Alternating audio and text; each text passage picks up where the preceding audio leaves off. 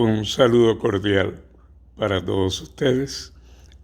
Yo soy Pedro Castellanos y actualmente soy Superintendente de Salud y Riesgos Laborales en la República Dominicana.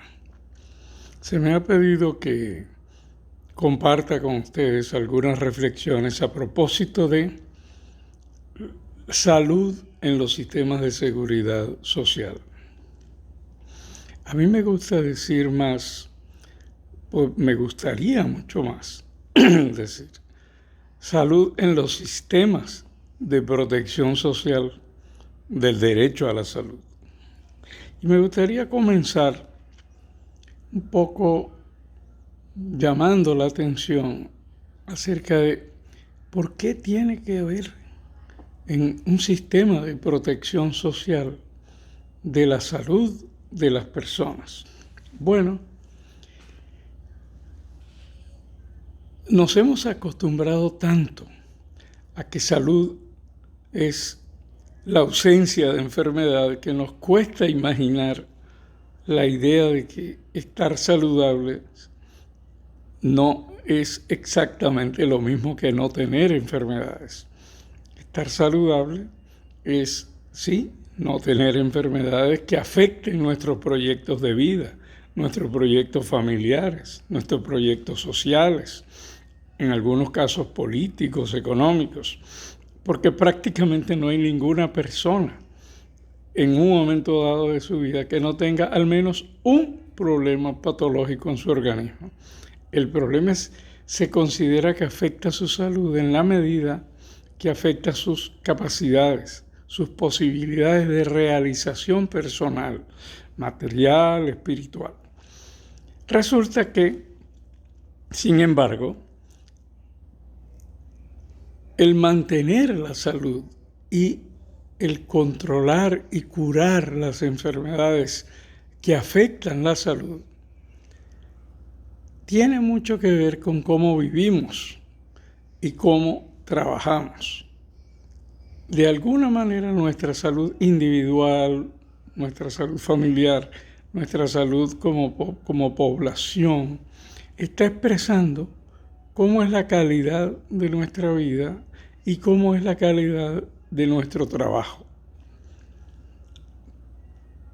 Y ocurre que muy pocas familias en el mundo o en cualquier país o en cualquier sociedad pueden garantizar por sí mismas los recursos necesarios para promover, preservar, restaurar la salud de todos sus miembros a lo largo de toda su vida.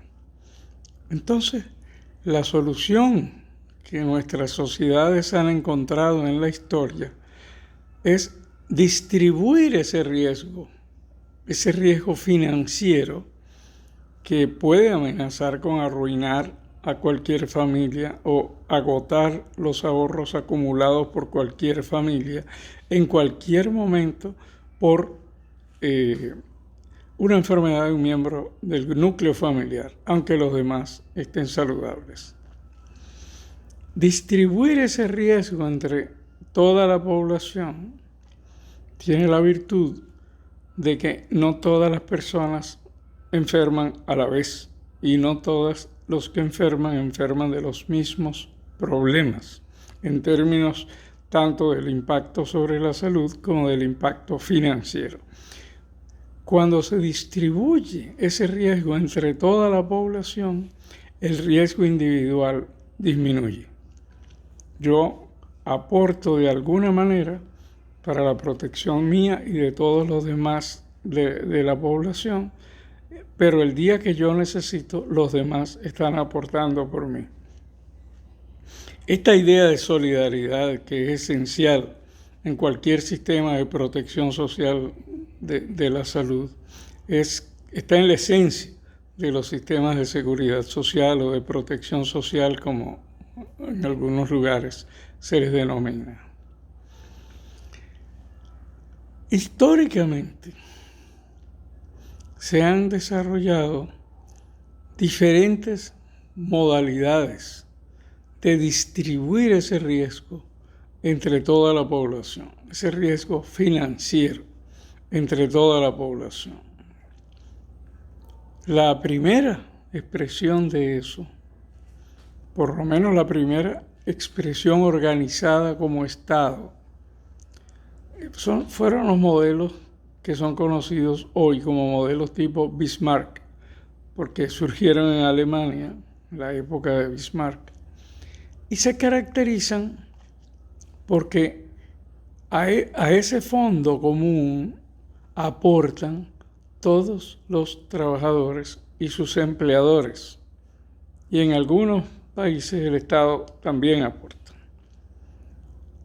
Claro, cuando hay pleno empleo,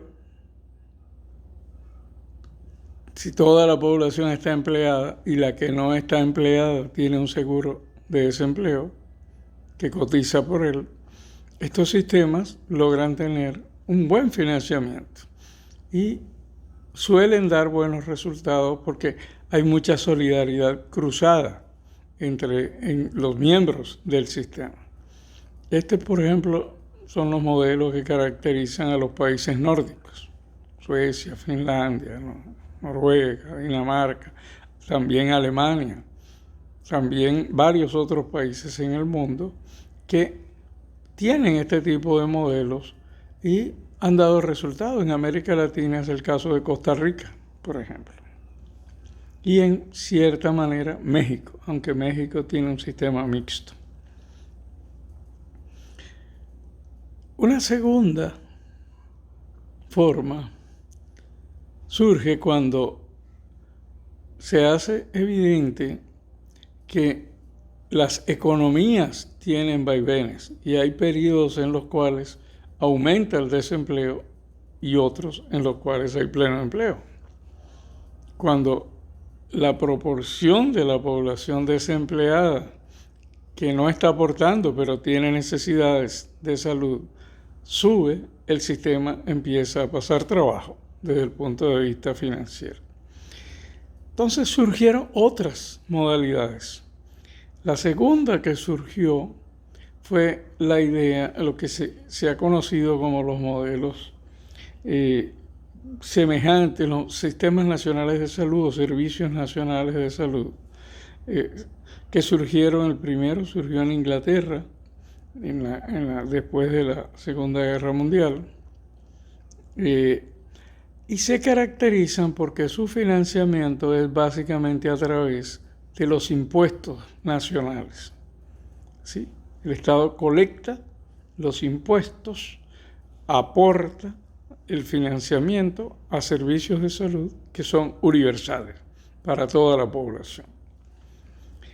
Tiene la ventaja de que los impuestos suelen ser un poco más justamente distribuidos que las cotizaciones, porque los impuestos son para toda la población, toda la ciudadanía, empleada o no, y generalmente guardan relación con el nivel de ingreso de la población, aun cuando tenga o no tenga un empleo fijo.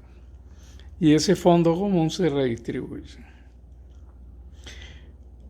Ha habido modelos muy exitosos basados en este tipo de diseños de financiamiento a través de los impuestos, del sistema de impuestos. En algunos países con impuestos especializados, en otros países con impuestos generales. Cuando la tasa impositiva, lo que colecta el Estado como impuesto dentro del Producto Bruto, el Producto Interno de los Estados, es suficientemente alta, entonces el financiamiento de estos sistemas de salud suele ser bueno y el sistema suele funcionar más o menos bien. Ejemplos de este tipo de sistemas: Inglaterra, Canadá, un poco Italia, aunque también es un poco mixto. Francia es un modelo de este tipo. Cuba es un ejemplo en el continente, nuestro continente. Es probablemente el modelo más extendido en términos del número de países que tienen ese tipo de diseño. ¿Cuándo empiezan a tener problemas?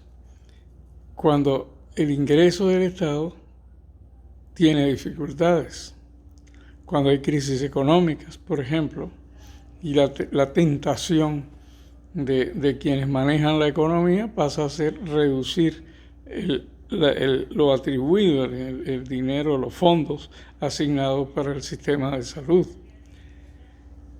Entonces el sistema se empieza a deteriorar.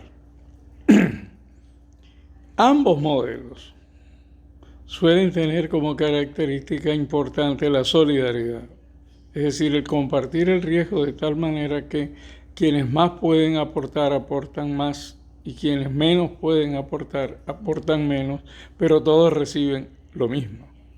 Ese es un punto clave en esos dos modelos. En los últimos decenios surgió, sobre todo a raíz de lo que se conoció como el Consenso de Washington, y todos los movimientos de reformas neoliberales que se dieron en el continente americano y un poco tardíamente en algunos países europeos. Surgió una nueva propuesta, un nuevo modelo. Dentro de los sistemas de seguridad social en salud, con vocación de universalidad, es decir, de toda la población. Y en esencia son modelos que abren la puerta a la participación de agentes del mercado. Introduce las lógicas del mercado dentro del circuito de financiamiento del sistema. Generalmente son sistemas que priorizan la población con empleos formales y dejan al Estado el financiar la población que no tiene empleos formales o que no tiene capacidad de contribuir. Este tipo de diseños, que generalmente tienen además una intermediación financiera, que se llaman en algunos países administradoras de riesgos de salud, como en República Dominicana. En otras tienen otros nombres, pero en esencia son empresas, la mayoría de ellas privadas, que captan un per cápita determinado que se calcula actuarialmente de acuerdo a los riesgos de la población afiliada, y con ese per cápita hacen contrataciones de servicios para garantizarlo a los afiliados. ¿Cuál es el principal problema de este tipo de diseño? Que son menos solidarios, en primer lugar. Quien tiene mayor capacidad de pagar suele tener acceso a servicios que tienen una mayor desarrollo tecnológico, mayor capacidad de resolución de problemas. Y suele ocurrir que cuando se desarrolla este tipo de sistemas se empobrece el sistema público y se fortalecen los servicios privados de salud en la oferta de servicios. Porque después de todo, siendo un sistema basado en el mercado y con una intermediación financiera que es predominantemente privada, es comprensible que prefieran estimular la contratación y la promoción de la demanda de la población hacia estos prestadores que son privados. El ejemplo de República Dominicana ha habido un impacto enorme en el desarrollo desde el 2001 que se hizo la reforma hasta hoy, el desarrollo de los servicios de salud privados, también públicos, pero mucho más los privados, ha sido asombroso, extraordinario. Nunca en la historia del país habíamos tenido un desarrollo tan vertiginoso en términos de oferta de servicios de prestación privada y en términos de su capacidad técnica, tecnológica, capacidad resolutiva, con lo cual se hacen más atractivos a la ciudadanía que los servicios privados, que generalmente son, públicos, los servicios públicos, que al ser financiados exclusivamente por el Estado, siempre están viviendo las vicisitudes que tienen los ingresos del Estado. Estos son como los tres tipos que se han desarrollado de financiamiento para los sistemas de salud por vía de los sistemas de seguridad social o de protección social. Es decir, modelos que tienen como pretensión el proteger a toda la población mediante algún mecanismo de financiamiento que es generalmente obligatorio. Todos estos tres modelos tienen un mecanismo de financiamiento que es obligatorio. En el caso del último, es obligatoria la cotización tanto para los trabajadores como para los empleadores. En el caso del segundo, de los sistemas nacionales de salud, son impuestos nacionales. El Estado recauda, por lo tanto, son obligatorios. Y en el caso del primero, tipo Bismarck, son obligatorios para los trabajadores del sector formal. ¿Cuáles son los desafíos que cualquiera de estos modelos tiene? Bueno, en la práctica ocurre que hay mezclas, que ya no están en muchos países estos diseños típicos y empiezan a aparecer mezclas entre los tres diseños dependiendo de las coyunturas políticas o económicas de los países. Lo importante es evaluarlo en función de los resultados. ¿Qué necesita la población? Necesita básicamente tres cosas. Necesita que su sistema de seguridad social le cubra la mayor cantidad o la mayor proporción de problemas de salud que son importantes para la población. En segundo lugar, necesita que le cubra la mayor proporción del gasto en salud, que implica cubrir estas enfermedades.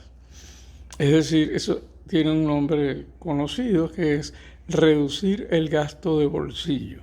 O sea, lo que tiene que pagar una persona o una familia cuando necesita un servicio de salud. En los sistemas nacionales de salud generalmente es cercano a cero. En los sistemas de mercado hay un copago que varía dependiendo del país, dependiendo del sistema, pero que tiende a crecer y hay un constante conflicto entre el derecho de la población de tener acceso a los servicios y las exigencias del mercado de aumentar esos copagos, transfiriéndolos como costo a los pacientes, en este caso a la ciudadanía, a los beneficiarios del sistema de seguridad social, al punto de que llegan a convertirse entonces en una barrera de acceso, que empieza a ser suplida entonces por seguros privados. Los seguros privados se abre un mercado para seguros privados en salud para cubrir esa diferencia, para cubrir esos copagos inicialmente. O si la cobertura en términos de las enfermedades, de cuáles problemas de salud cubre el sistema de seguridad social es pequeña, ese seguro privado también ocupa un espacio cubriendo más problemas de salud, no solamente la proporción del gasto, sino más problemas de salud. Bueno, la tercera cosa que la población necesita y espera un sistema de seguridad social en salud es que dé resultados, es decir, que impacte, que proteja y cambie la situación deficitaria de salud de las poblaciones. Eso tiene mucho que ver con cómo se organizan los sistemas en términos de el catálogo de beneficios, pero sobre todo tiene mucho que ver con las formas de contratación y pago de los prestadores de servicios de salud. Cuando se paga por servicios prestados, lo que en inglés llaman fee for services, los prestadores tienen un estímulo perverso a desarrollar básicamente aquella oferta que le da un mayor beneficio, si aquellos servicios que le rinden un mayor beneficio, y tienden a ser menos estimulados a ofertar los servicios que, aunque sean muy importantes para la población, ellos lo ven como que le dará menos beneficio, menos retorno en un tiempo determinado. El ejemplo típico de esto es la atención primaria. En este tipo de modelos de mercado, generalmente es muy atrófico el aporte que se hace para desarrollo de las atenciones del primer nivel y enfoques en general estratégicos de atención primaria, porque no se consideran que son altamente rendidores desde el punto de vista económico. Incluso al contrario, muchas veces ocurre que algunos sectores lo consideran contrario a sus intereses económicos, el que se desarrollen los servicios de primer nivel y estos enfoques predominantemente preventivos. Y ese es el otro pecado de los sistemas que son de mercado, o que tienen una participación importante de agentes del mercado, que es la tendencia a priorizar las intervenciones restaurativas, curativas, sobre las intervenciones de prevención y de promoción de la calidad de vida, con lo cual el gasto se hace cada vez más ineficiente, porque en estos niveles de atenciones curativas la competencia entre prestadores se va estableciendo sobre la base de incorporar cada vez más tecnologías novedosas que le den una ventaja en el mercado. Pero estas tecnologías novedosas cada vez tienen un costo mayor. Por lo tanto, establece una presión permanente sobre la población a través de los copagos para que adquieran seguros privados que le cubran esas diferencias. Entonces, se convierte en un mercado no solamente ya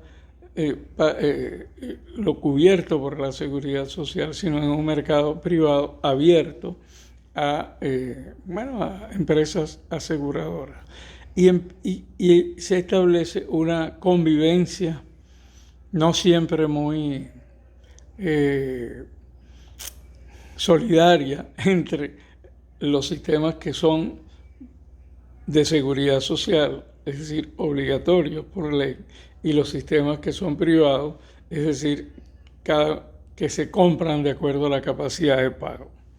¿Cuál es la consecuencia de esto? Que se termina estableciendo diferencias muy importantes de acceso a los servicios. Si yo tengo suficiente capacidad de pago, yo puedo adquirir un seguro privado que me cubra lo que no me cubre el sistema de seguridad social obligatorio. Si no tengo esa capacidad de pago, yo no puedo adquirir ese seguro. Yo me tengo que quedar con lo que me cubre el seguro obligatorio. Aquí le llamamos el seguro familiar de salud, el plan básico de salud. Entonces, defender el plan básico de salud, o sea, agregar valor al seguro familiar de salud, al plan básico de salud, en estos modelos de mercado, es un área de permanente conflicto, porque quienes se benefician de los planes complementarios, voluntarios, adicionales, no se sienten estimulados a contribuir a fortalecer las coberturas y las capacidades del plan básico obligatorio de salud. Y ese plan básico muchas veces termina siendo un catálogo relativamente reducido, que es más una fuente de conflicto permanente con los afiliados por las cosas que se cubren y las cosas que no se cubren. Entonces, ¿cómo resolver estos problemas?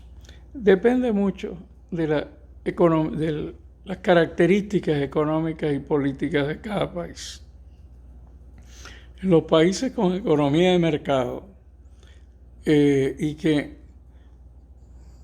digamos, han tenido un florecimiento de las economías privadas, de los agentes económicos privados, etcétera, como es el caso de República Dominicana. La tendencia predominante es a conformar sistemas mediados por el mercado. En países en los cuales hay fortalezas institucionales por parte del Estado, tienden a predominar alguno de los otros dos sistemas o una mezcla de los dos, es decir, impuestos y cotizaciones del empleador y del trabajador. Bueno, yo voy a dejarlo hasta aquí porque creo que esto le da una idea del mundo donde se mueven los sistemas de seguridad social que pretenden tener una cobertura universal de toda la población. Ningún sistema es perfecto. Todos tarde o temprano tropiezan con dificultades. Sí, un sistema tipo Bismarck, por ejemplo, funciona muy bien si la gran mayoría de la población es empleada y hay seguro de desempleo para quienes no estén empleados. Seguro de desempleo que cotiza para el sistema, por lo tanto toda la población está cotizando y por lo tanto hay cobertura universal. Los sistemas de servicios nacionales de salud que se financian por las finanzas del Estado en general, sean por impuestos o por cualquier otro mecanismo que los estados tienen para recolectar, pero el Estado asigna el presupuesto al sistema de salud, pues funcionan bastante bien cuando la economía es relativamente próspera y sobre todo cuando los estados tienen una capacidad recaudatoria alta, importante. He estado en algunos países donde hay sistemas de este tipo, mixtos, pero donde predomina, por ejemplo, el último que estuve que tiene un sistema parecido de este tipo de Israel. Y yo le pregunté cuál era la capacidad recaudatoria del Estado, 43% del Producto Interno Bruto. Imagínense ustedes que en República Dominicana nuestro Estado recauda alrededor del 14% del Producto Interno Bruto. O sea, es muy difícil con esa capacidad recaudatoria tan baja pensar que podemos tener un sistema nacional, un servicio nacional de salud financiado exclusivamente por la recaudación del Estado en términos de impuestos. Necesariamente tendrá que haber otras modalidades complementarias de financiamiento o tendremos que asumir que el sistema de salud va a estar siempre subfinanciado, lo cual significa que el sistema privado es el que va a captar la demanda de aquellos que tengan mayor capacidad de pago o de contribución. Si no se hace obligatorio, lo que ocurre es que quien tiene mayor capacidad de contribución tienden a salirse del sistema buscando aseguramiento privado, es decir, rompen la solidaridad en el sistema. Bueno, nuestros desafíos actuales, yo diría, uno es aumentar el valor del plan básico, del seguro familiar de salud para los afiliados. Eso tiene que ver mucho con el catálogo de beneficios que tenemos, tiene que ver mucho con las formas de contratación y pago a los prestadores, pero tal vez lo más importante es que tiene que ver mucho con la capacidad reguladora del Estado. Hay una expresión que una vez leí que decía, el Estado sin regulación termina devorándose a sí mismo. Para que el mercado sin regulaciones se termina devorando a sí mismo. Para que un mercado funcione bien tiene que tener un Estado fuerte, con capacidad regulatoria, para que no predominen tendencias oligopólicas o monopólicas que imponen reglas al mercado y rompen el funcionamiento del mercado en función de beneficio particular. Bueno, creo que con esto hemos ilustrado, sirve de introducción para conversar un poco más adelante sobre las experiencias en los distintos países y en nuestro país acerca del desarrollo de sistemas de seguridad social que buscan la protección universal del derecho a la salud de las poblaciones. Muchas gracias.